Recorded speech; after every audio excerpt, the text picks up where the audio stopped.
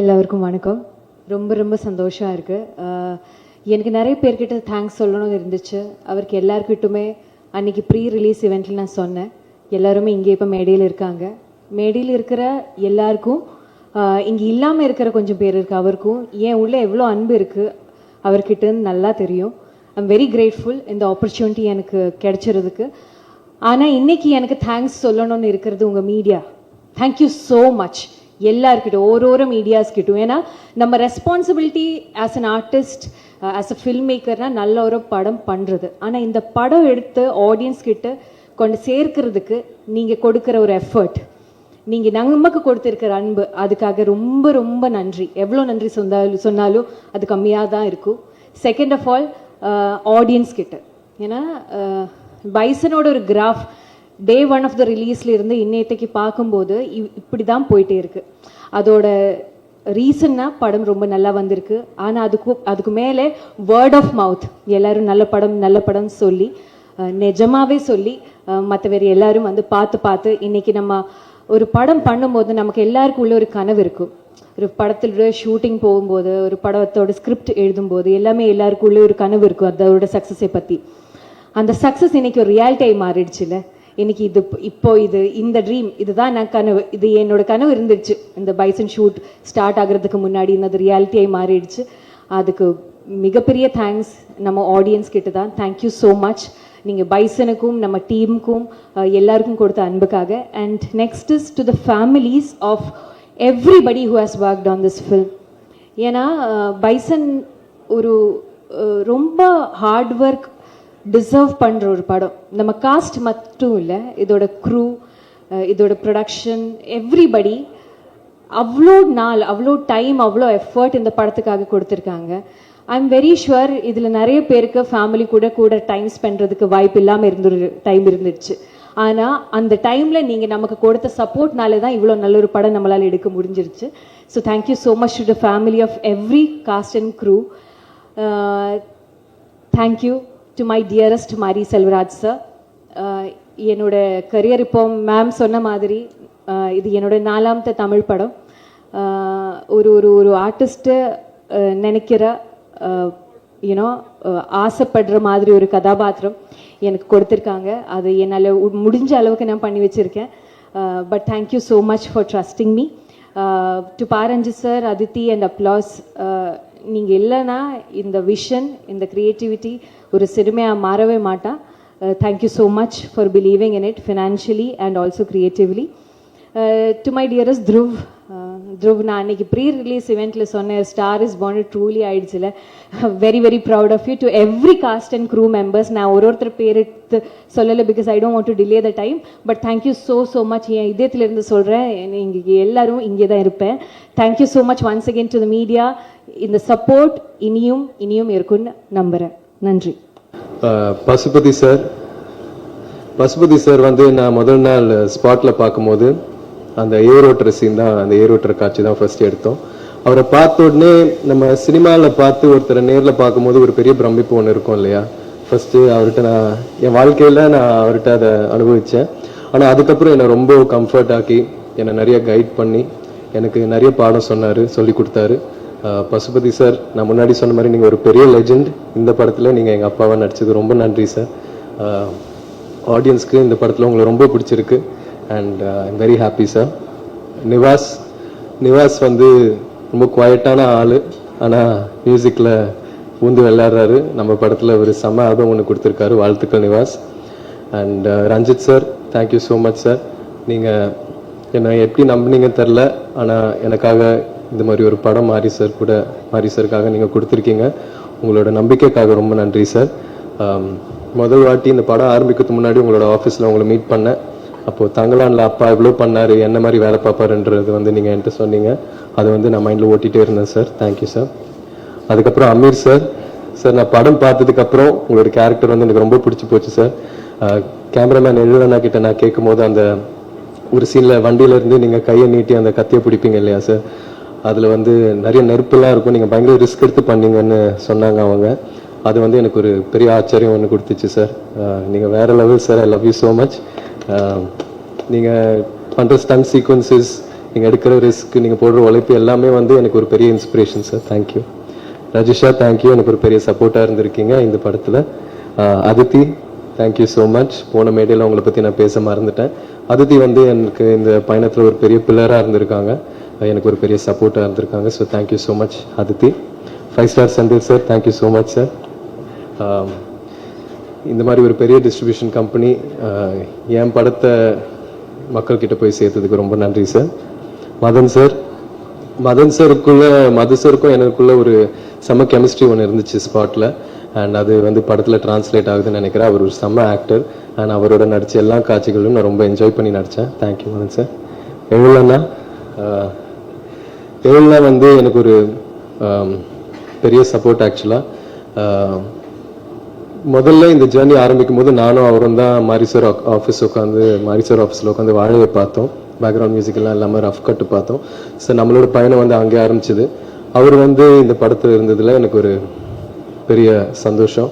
ஏன்னா அவரோட ஒர்க் வந்து எல்லாரும் அதை பற்றி பேசுகிறாங்க. அண்ட் அவருக்கு ஒரு பெரிய ஃபியூச்சர் இருக்குது. அண்ட் ஹோப்ஃபுல்லி சூன் நானும் நீங்களும் ஒரு படத்தில் ஒர்க் பண்ணோம். அண்ட் அண்ணா ஃபோட்டோகிராஃபருக்கு ரொம்ப நன்றி சொல்ல விரும்புகிறேன். அவர் வந்து பயங்கரமாக இன்டென்ஸாக ஒன்று எடுத்துகிட்டு இருக்கும்போது அதை கட்னு சொன்னோடனே நான் அங்கேயே நிற்க வச்சு ஃபோட்டோஸ்லாம் எடுப்பார். ஸோ எல்லா விஷயமும் செம்மையாக கேப்சர் பண்ணார். Thank you sir. அண்ட் இந்த நேரத்தில் கண்ணகி நகர் கார்த்திகாவுக்கு நான் ஒரு வாழ்த்துக்கள் சொல்ல விரும்புகிறேன். இப்போ தான் அவங்க கோல்டு மெடல் ஜெயிச்சிருக்காங்க. So thank you. மாரி சார் பற்றி சொல்லணுன்னா, இந்த அனுபவமே, இந்த எக்ஸ்பீரியன்ஸே எனக்கு ஒரு ரொம்ப புது அனுபவமாக இருக்குது. ஏன்னா இது வரைக்குமே என் வாழ்க்கையில் இந்த மாதிரி ஒரு வெற்றி நான் உணர்ந்ததில்லை. இந்த வயசில் கெரியரில் இந்த ஸ்டேஜில் இந்த மாதிரி ஒரு படம் கொடுத்ததுக்கு ரொம்ப நன்றி. ஏன்னா இந்த படம் மூலயமா நீ சினிமாக்காக என்னெல்லாம் பண்ண தயாராக இருக்கணும், எவ்வளோ எஃபர்ட் போட தயாராக இருக்கணுன்றது வந்து இந்த கதாபாத்திரம் மூலயமா, கிட்டான் மூலயமா, அவன் நேசிக்கிற கபடி மூலயமா ரொம்ப அழகாக காமிச்சார் மாரி சார். எனக்கு இது வரைக்குமே நான் 27 இயர்ஸில் கற்றுக்கிட்ட விஷயங்களை விட நான் அவரோட ஸ்பெண்ட் பண்ண அந்த 1.5 வருஷத்தில் லேர்ன் பண்ண விஷயங்கள் தான் அதிகம். ஸோ அவர் எனக்கு ஒரு பெரிய பாடம் சொல்லி கொடுத்துருக்காரு. அவருக்கு எவ்வளோ நன்றி சொன்னாலும் பத்தாது. அண்ட் இத்தனை லெஜெண்ட்ஸ், இவ்வளோ நல்ல டெக்னீஷியன்ஸோட ஒர்க் பண்ண வாய்ப்பு கொடுத்ததுக்கு அவருக்கு ரொம்ப நன்றி சொல்ல விரும்புகிறேன். சினிமாவில் அவர் பயங்கரமாக உழைக்கிறாரு, ஸ்பாட்டில் பயங்கரமாக உழைக்கிறாரு. ஆனால் நம்ம ப்ராக்டிஸ் பண்ணிட்டு இருக்கும்போது கூட, நானும் பயிலெல்லாம் வந்து விளையாடிட்டு இருக்கும்போது அவர் வந்து ஷூவை மாட்டி வார்ம் அப் பண்ணிட்டு இருப்பார், கிரவுண்டை சுற்றி ஓடிட்டு இருப்பார். அப்போவே எனக்கு பயங்கரமாக கண்ணு கலங்கும், ரொம்ப எமோஷனல் ஆகும். எப்படி இந்த இடத்துல இருக்கிற ஒரு டைரக்டர், இவ்வளோ லெஜெண்டரியாக இருக்கிற ஒரு டைரக்டர் வந்து இன்னமும் இவ்வளோ எஃபர்ட் போட்டு பண்ணுறாரு. 12-1 மணி வரைக்கும்லாம் விளையாடிட்டு இருப்பார். இந்த படத்தில் நீங்கள் பார்க்குற ஒவ்வொரு கபடி காட்சியிலையும் நான் பண்ணுறது, டிஃபெண்டர்ஸ் பண்ண வேண்டியது எல்லாம் வந்து அவர் ரொம்ப ரிஸ்க் எடுத்து பண்ணுவார். இந்த ப்ராசஸில் அவருக்கு கை உடைஞ்சிருக்கு, நிறைய இன்ஜுரிஸ் ஆகிருக்கு. இதெல்லாம் வந்து நான் சொன்ன மாதிரி நம்மளோட சினிமாக்காகவும் எனக்காகவும் பண்ணாருன்னு நான் நம்புகிறேன். ஸோ அவருக்கு எவ்வளோ நன்றி சொன்னாலும் பத்தாது sir. Thank you so much sir, என் சார்பாக, என் ஃபேமிலி சார்பாக. And S, and Anupama, Rajisha, இவங்க 2 பேருக்கும் நான் ரொம்ப நன்றி சொல்ல விரும்புகிறேன். அவங்களோட ஒர்க் பண்ண எக்ஸ்பீரியன்ஸ் வந்து ஒரு ரொம்ப நல்ல எக்ஸ்பீரியன்ஸாக இருந்துச்சு. And ADs, camera assistants, art department எல்லாருக்கும் ரொம்ப நன்றி. ஒருவேளை இதுக்கப்புறமும் ஒரு ஈவெண்ட் நம்ம நடத்தணும்னா நான் லிஸ்ட் எடுத்துகிட்டு வந்து எல்லாருக்கும் நான் கண்டிப்பாக தேங்க்ஸ் சொல்வேன், இன்னும் டீட்டெயில்டாக. Thank you so much. அதீதமான ஒரு கலகக்காரன்னா மாதிரியே சொல்லலாம். எப்பவும் ஒரு குறிக்கோளை நோக்கி ஓடிக்கிட்டே இருக்கக்கூடிய, நீங்கள் ஸ்பாட்டில் பார்க்கும்போதே தெரியும், அப்படி ஒரு வேகமும் இப்படி ஒரு அந்த சுறுசுறுப்பு நம்மக்கிட்ட ஒட்டிக்கும். நாங்களாம் நல்லா நடிச்சிருக்கோம் அப்படின்னு சொன்னால் அதுக்கு ஒரு மேஜர் காரணமாக அவரை நான் சொல்வேன். நிறைய இடத்துல சொல்லியிருக்கேன். அது என்ன, அவரை பார்த்து நடிக்கிறது இல்லை, அந்த உணர்வை எடுத்துக்கிறது, அந்த மொமெண்ட்டை எடுத்துக்கிறது, அந்த ஃபீலை எடுத்துக்கிறது, அவ்வளோதான். அதை இன்ஸ்பயர் பண்ணிக்கிறது, நமக்குள்ளேயே நம்ம அதுலேருந்து எடுத்து பண்ணிக்கிறது. ஸோ அதுக்கான மேஜர் மோட்டிவ் வந்து மாரிக்கிட்ட சொல்லணும். தேங்க்யூ மாரி, ஒரு அற்புதமான படைப்பு. இன்னைக்கு நிறைய பேசுகிறாங்க வெளிச்சாமியை பற்றி, அதற்கு மிகப்பெரிய காரணம் நீங்கள். நன்றி ஒன்ஸ் அகெயின். அண்ட் துரு, கொச்சினில் இருக்கும்போது ஒரு கேள்வி கேட்டாங்க, நீங்கள் 2 பேரோட ஒர்க் பண்ணியிருக்கீங்க, விக்ரமோட ஒர்க் பண்ணியிருக்கீங்க, துருவோட ஒர்க் பண்ணியிருக்கீங்க, எப்படி ஃபீல் பண்ணீங்க அப்படின்னு கேட்டாங்க. நான் எடுத்த உடனே சொன்னேன், தயவுசெய்து இந்த மாதிரி கேள்வி இனிமேல் எங்கேயுமே கேட்காதீங்க. யாரோடையும் ஒப்பிடவே முடியாது. விக்ரம், அவருடைய அனுபவம், அவர் வாழ்க்கை, அவர் வாழ்ந்த முறை எல்லாம் வித்தியாசம். ஆனால் துருவோட வாழ்க்கை வேறு இப்போ தான் ஆரம்பிக்கும் போதே ஒரு முற்றுப்புள்ளி வச்சிடாதீங்க, ஒரு பெரிய பேர்னத்துக்கு முன்னாடி வச்சிடாதீங்க, அவன் இன்னும் நிறைய தூரம் போகணும், தயவு செஞ்சு இந்த மாதிரி கேள்வியை தவறுங்கன்னு நான் அன்றைக்கி அந்த ஸ்டேஜ்லேயே சொன்னேன். அதை தான் துருவிட்டே சொல்கிறேன். Have a huge space, run. இந்த படத்தில் ஓடுற மாதிரி ஓடிக்கிட்டே இருங்க, கண்டிப்பாக அவங்க வாழ்க்கை வேறு லெவலுக்கு போகும். And Rajisha is a wonderful girl. என் பொண்ணு நேர்லியாக தான், என் பொண்ணு தான் அது. Beautiful artist. எப்போவுமே ஒரு சிரித்த முகத்தோடு இருக்கும். அந்த ஷூட்டிங் ஸ்பாட்டில் அவ்வளோ எனர்ஜெட்டிக்காக இருக்கக்கூடிய ஒரு person. Thank you once again. And Ameer sir கூட நான் நிறைய பர்சனாகவே இன்ட்ராக்ட் பண்ணது இல்லை. ஷூட்டிங் ஸ்பாட்லேயும் அதுக்கான வாய்ப்பு இல்லை, ஏன்னா எனக்கு அவருக்கு சீனும் கிடையாது. ஆனால் ஒரு கேள்வி நான் வந்து ரொம்ப நாளாக பதில் சொல்லணும்னு நினைப்பேன், ஆனால் ஏன் அப்படின்னு விட்டுருவேன். நான் இன்றைக்கி அதை 2 முறை அது அவர் வாயிலே நானே கேட்டுட்டேன். வெற்றி பருத்தி வீரன் படத்தில் வந்து அவர் என்னை கேட்டதா யோசிச்சதா சொன்னார். அது வந்து கம்யூனிகேஷன் ஆச்சா இல்லையான்லாம் தெரியல. நான் அதுக்கான பதில் சொல்லலை. நான் இன்றைக்கி சொல்லிடலான்னு நினைக்கிறேன், அது மூட்டுப்பள்ளி வச்சிடலான்னு நினச்சேன். அவங்க என்னை கேட்டாங்க. என்னை கேட்ட நாள் வந்து வெயிலோட ஃபர்ஸ்ட் டே ஷூட்டுங்க. அது 1.5 மாதம் அது கண்டினியூஸாக அங்கே ஷூட் போயிட்டுருக்கு. ஆனால் இவங்க கேட்டு நான் சொன்னேன், நான் நெக்ஸ்ட் வீக்கில் ஒரு கேப் வந்ததுன்னா நான் கேட்டுடுறேன் கதை அப்படின்னு சொல்லும்போது, இல்லை அடுத்த வாரம் உங்களை ஷூட்டிங்க்கு வர சொல்லிட்டாங்க, 2 மாதம் அங்கே வந்து இருக்கணுமான்னு சொன்னாங்க. என்னால் அது முடியாதுங்க, நான் அவங்ககிட்ட சொல்லிவிடுங்கன்னு சொன்னேன். இதுதான் உண்மை. நான் இதை எங்கேயும் சொன்னதும் இல்லை, அவர் கேட்டதுனால, அவர் நிறைய இடத்துல சொன்னதுனால நான் பதில் சொல்ல வேண்டியிருந்தது. இதான் சார், வேறு எந்த உள்நோக்கமும் நான் கிடையாது. அண்ட் எழில் மாரியோட ஷூட்டிங்கில் பார்த்தீங்கன்னா தெரியும், மாரியோட வேகத்துக்கு ஓடுறதுக்கு வந்து ரொம்ப கஷ்டம். அது வேறு மாதிரி ஒரு குதிரை, அது ஓடிக்கிட்டே இருக்கும். அதுக்கு ஈடு கொடுத்த ஒரு கேரக்டர் வந்து நான் இதுக்கு முன்னாடி இருந்த கேமராமேன் நான் பார்த்ததில்ல, எனக்கு தெரியாது.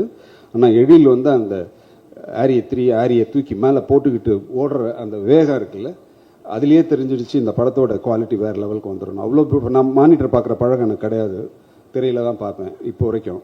ஸோ அதனால் நான் என்னால் அங்கே அது ஜட்ஜ் பண்ண முடியல. பட் அந்த வேகம், அந்த ஈடுபாடு பிரமிக்க வச்சுது. வாழ்த்துக்கள், நன்றி.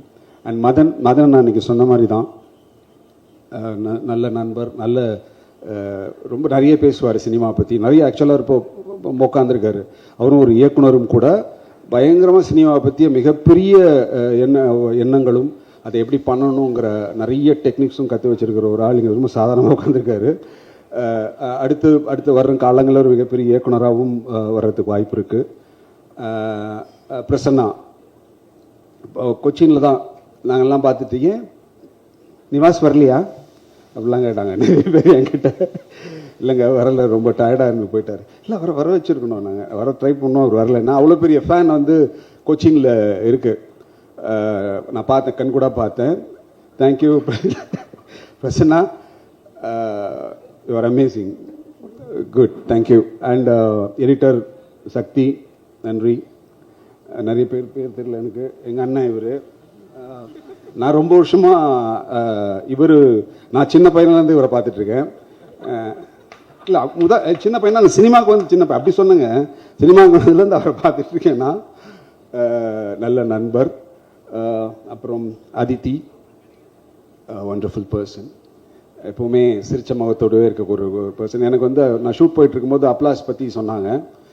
அப்லாஸும் ஒரு ப்ரொடக்ஷன் தான் அது கோ ப்ரொடியூஸ் பண்ணுறாங்க அப்படின்னு சொன்னாங்க. நான் அந்த மாதிரி ஒரு கேரக்டர் அந்த ஷூட்டிங்லேயே பார்க்கல. ஓ நீலம், ஓ அப்படியா, ஓ அப்லாஸ் வேறியா, அதுவே தெரியல வர எனக்கு.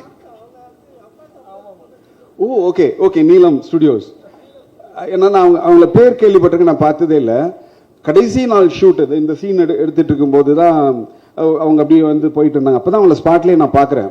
நான் கேட்டேன், துருவிட்ட தான் கேட்டேன், இது யார் இது அப்படின்னு கேட்டேன். இல்லை சார், அவங்க தான் ஒன் ஆஃப் த ப்ரொடியூசர். ஓ அப்படியா, ஓ எனக்கு தெரியல. அப்புறம் அவங்களே வந்து பேசினாங்க. Such a wonderful lady, thank you so much. யாரை விட்டேன், மாஸ்டர். அவர் சொன்ன மாதிரி வெயிலில் இருந்து எனக்கு தெரியும். வெளில அவங்க அப்பாவுக்கு வந்து அசிஸ்டண்ட்டாக இருந்தார், அதுலேருந்து எனக்கு தெரியும். அவர்கிட்ட அவங்க அப்பா கிட்டே இருக்கிற அந்த குணம் இவர்கிட்டையும் இருக்குது.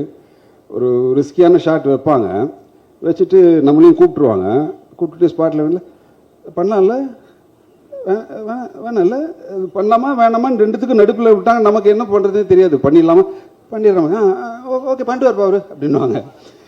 அதாவது நீங்கள் பண்ண வேணான்னு சொல்ல மாட்டாங்க, நீங்கள் பண்ணணும். ஆனால் அது வந்து அது ஒரு ட்ராமாலாம் பண்ணி நம்மளை பண்ண வச்சுருவாங்க. அந்த மாதிரி ஒரு மனிதர். Thank you. So I think I covert everybody நினைக்கிறேன். நன்றி, எல்லாருக்கும் நன்றி. தேங்க்யூ.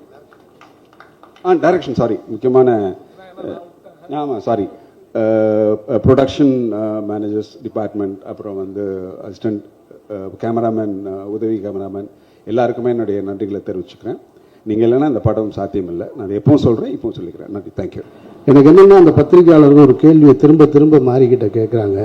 நீங்கள் ஏன் இந்த மாதிரி படம் எடுக்கிறீங்க, ஏன் இந்த மாதிரி படம் எடுக்கிறீங்க, நீங்கள் சமூகத்துக்குள்ளே ஒரு பிரச்சனையை உண்டு பண்ணணும்னு நினைக்கிறீங்கன்றாங்க.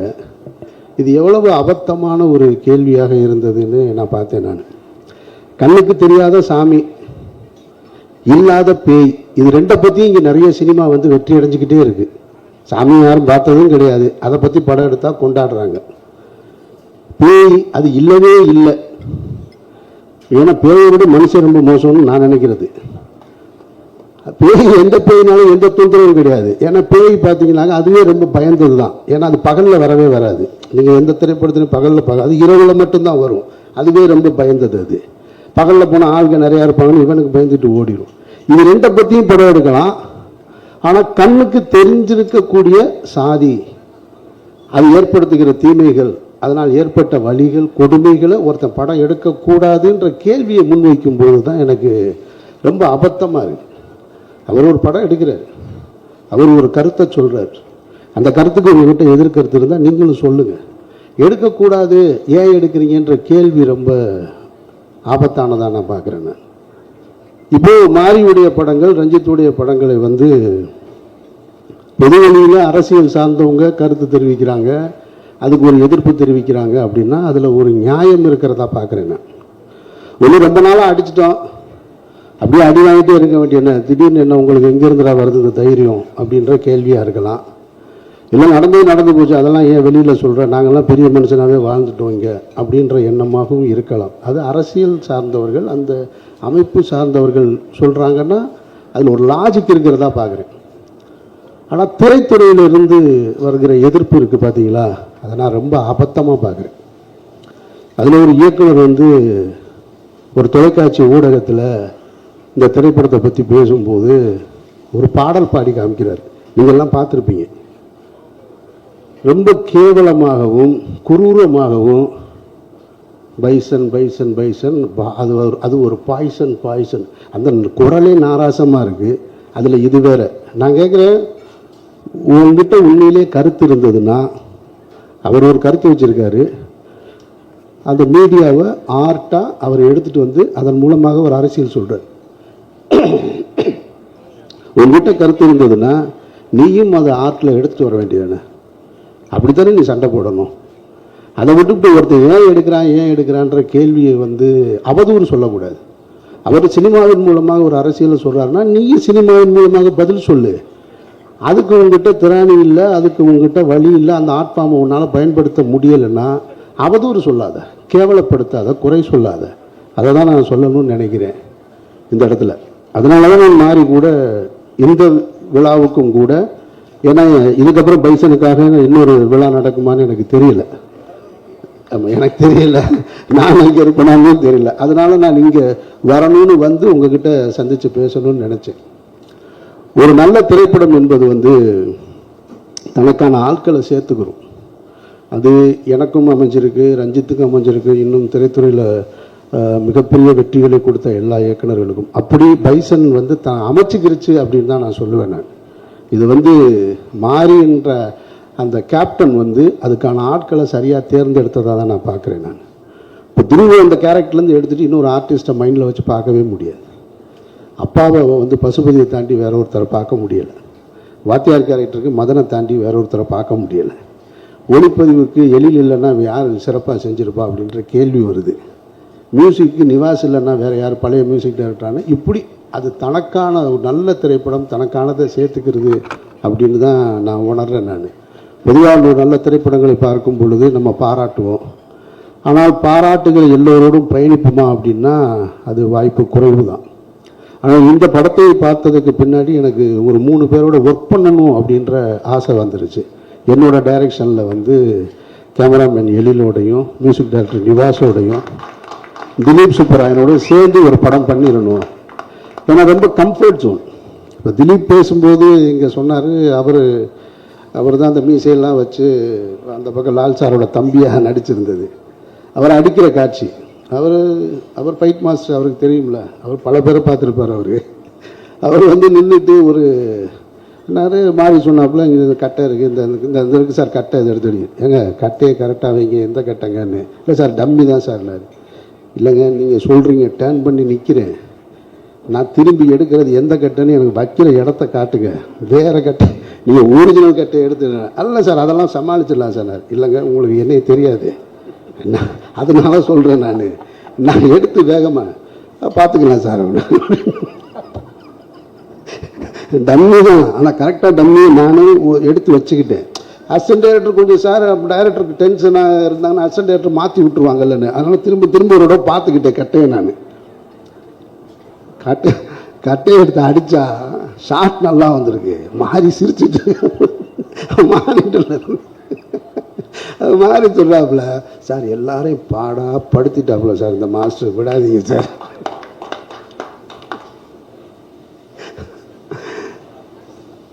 நான் வந்து திலீப்பே பார்க்குறேன் தான், அப்படியே இருக்காப்புல, கண்ணு லேசாக கலங்கியிருக்கு. ஆனால் என்னடா இவ்வளோ பேர் முன்னாடி, திலீப் நீங்கள் சொன்னதுனால தான் நான் சொல்கிறேன், இல்லைனா சொல்லியிருக்க மாட்டேன். அப்படியே நிற்கிறாப்புல தான். இவர் ஒன்று அது ஒரு சின்ன மிஸ் ஆயிடுச்சு சார், ஒரு 1 more போகலாம் சார் அப்படின்னு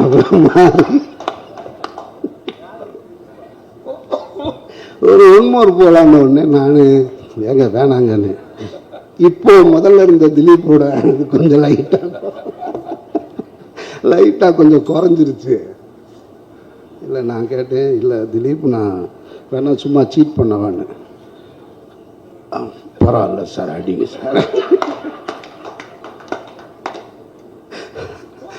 அது ரொம்ப நான் சொல்லி மாறிட்ட மாதிரி, எதாக இருந்தாலும் இதிலேயே முடிச்சிருங்க, 3ஆவதுலாம் போனால் நல்லதுக்கு இல்லை அப்படின்னு. அப்படி நடந்தது. மாஸ்டரோட அசிஸ்டண்ட் பக்கத்தில் இப்படி பார்க்குறாங்க எல்லாருக்குமே. இவர் அந்த ஷாட்டு முடிஞ்சிருச்சு, திரும்ப மாறி கூப்பிட்டு, அங்கே பாருங்கள் அசிஸ்டண்ட் பூரா இப்படி சிரிக்கிறாங்க பாருங்கள் உள்ளுக்குள்ளே, அப்படி பூரா மறைஞ்சு சிரிச்சிட்டு இருக்காங்க. ஏன்னா இந்த படத்தில் நிறைய ஃபைட் சீக்வன்ஸாக இருந்திருக்கு, வச்சு செஞ்சுருக்காப்புல அவர். அதனால் ஆனால் அதுக்கு பதிலுக்கு திலீப் என்னை ஒன்று வச்சு பண்ணிட்டாரு. அந்த பாம் அது வெடிச்சது இருக்கு இல்லையா, என் பக்கத்தில் இப்படி தான் வெடிச்சிச்சு. ஆமாம், திலீப் பார்த்த வேலை தான் அது. ரொம்ப நல்ல கம்ஃபர்ட்டாக பார்த்துக்கிட்டாப்புல. ஆனால் அதை வெடித்த உடனே திரும்ப உள்ள பாய்ஸ் எல்லாம் உள்ளே வந்துட்டாங்க, ரொம்ப சேவ் பண்ணிட்டாங்க. ரொம்ப சந்தோஷம். இந்த படத்தில் இருக்கவங்க எல்லாருமே நீ ரொம்ப நம்பினாங்க, அவங்க வாழ்க்கையை என்கிட்ட கொடுத்தாங்க.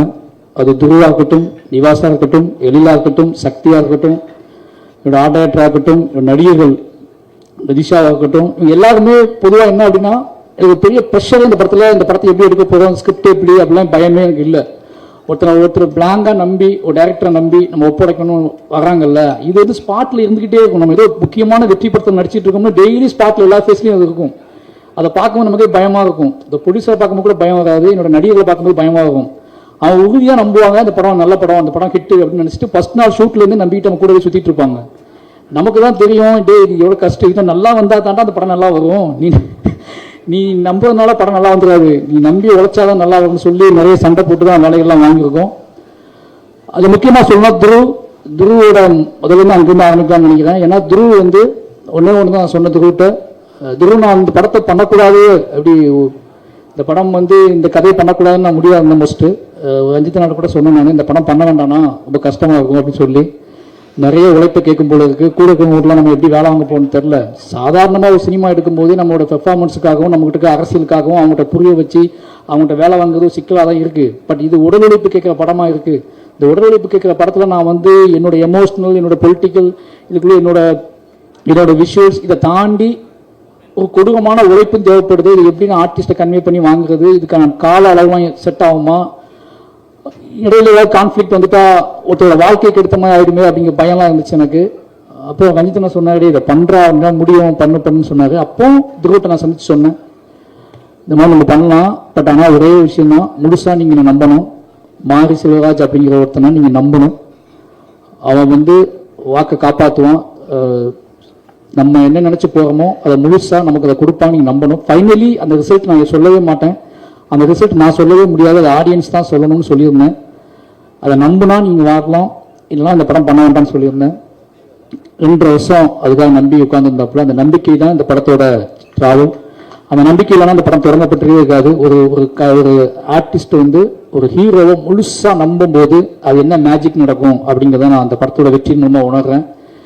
இந்த படம் முழுக்க முழுக்க என்னை எல்லாரும் நம்பினதுக்கப்புறம் இந்த படத்தில் அவுட்புட்டு, இந்த படத்தோட மாரி செல்வராஜோட சினிமாவில் இது கொஞ்சம் இது பெஸ்ட்டாக இருக்குது, அவரோட ஃபிலிம் லாங்குவேஜ் மாறி இருக்குது, அவரோட விஷுவல் சென்ஸு அப்படி இப்படின்னு ஒரே இடத்துல இது எல்லா பாராட்டுக்கும் ஒரு முக்கியமான காரணம் என்னன்னு நான் யோசித்தேன் அப்படின்னா, எனக்கே வந்து அப்படியா அப்படின்னு யோசிக்கும்போது ஒரே ஒரு காரணம், என்கிட்ட எல்லாரையும் நீ நம்பினாங்க. முழுக்க முழுக்க என்னோட வார்த்தையை மட்டுமே அவங்க கேட்டு ஜட்ஜ்மெண்ட், அதாவது முடிவெடுக்கிற இடம் எனக்கு கொடுத்தாங்க. அது என்ன அப்படின்னா, ஒருத்தவங்க முழுசாக நம்பும்போது நமக்கு வந்து அவங்கள இன்னும் திருப்திப்படுத்தணும், அவங்களுக்கு நம்ம கிஃப்ட் கொடுக்கணும், அவங்களுக்கு நம்ம நம்புறாங்க அப்படிங்கிறதுக்காக இறங்கி வேலை பார்த்தது அந்த படம்.